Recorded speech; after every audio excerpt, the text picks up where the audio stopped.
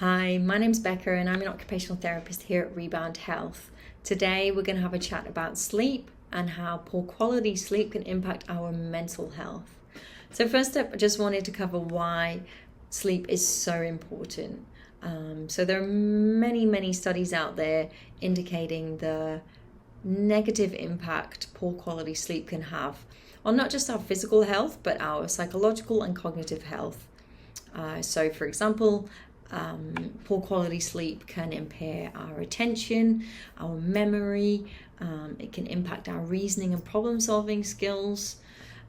It can also impact our ability to deal with certain stresses and challenges. So we might find that when we've had poor quality sleep, we are reaching the point of overwhelm quicker than we might have if we had had good quality sleep. Okay, so our goal is to improve our sleep quality, and today I'm going to give you a few little tips to try and improve your sleep. So the first one would be around caffeine. So I'm sure we're all aware that we use caffeine generally to keep us awake because of the stimulant effect that it has. So ideally, we want to be avoiding caffeine at least 8 hours before bed. Okay, and the next tip would be around alcohol.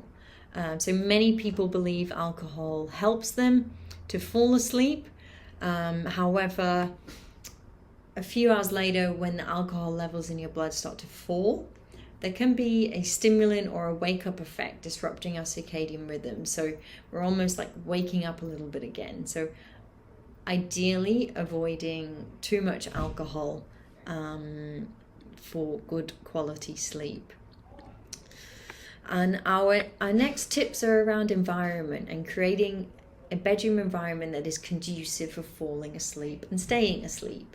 So the first one is temperature. So our bedroom temperature should be comfortable, usually somewhere between 15 and 22 degrees. Also sound. External noise can wake us up, and sometimes we can't avoid those external noises, so perhaps things like a white noise machine might be helpful to drown out those sounds, or you can use apps such as Headspace or the Calm app that will have a pre-made playlist for sleep. And the final one within, I guess, our environment is light.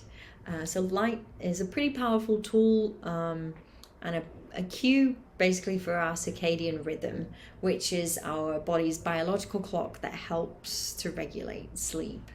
When it's time for bed, we want to try and make our bedroom as dark as possible to signal to our body that it is time for sleep.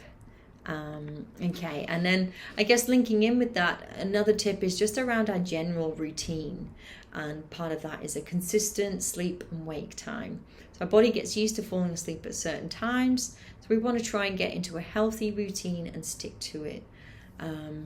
So even on weekends, or if we felt we've not had a great night's sleep, we want to try and keep to that wake up time, and ideally not differing more than 90 minutes from our regular wake up time. Another aspect of our routine is having a consistent wind down routine. So that means the time we allocate before bed means like avoiding screens, so we're avoiding that blue light, perhaps including a warm drink in our routine, obviously not coffee, but we could have maybe a herbal tea or a hot chocolate. We might want to read in that time.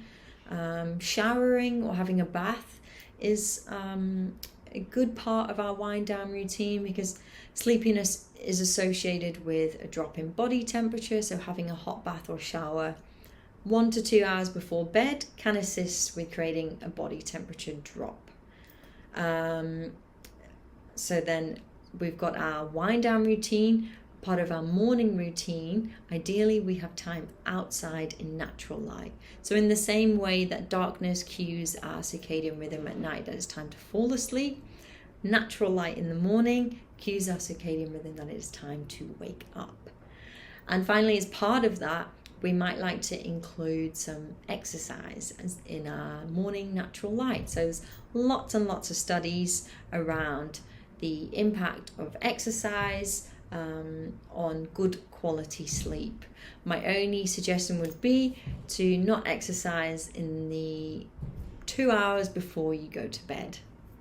Okay, so there's a few helpful tips there around improving your sleep. But if you would like to have a bit more knowledge around this, please get in touch.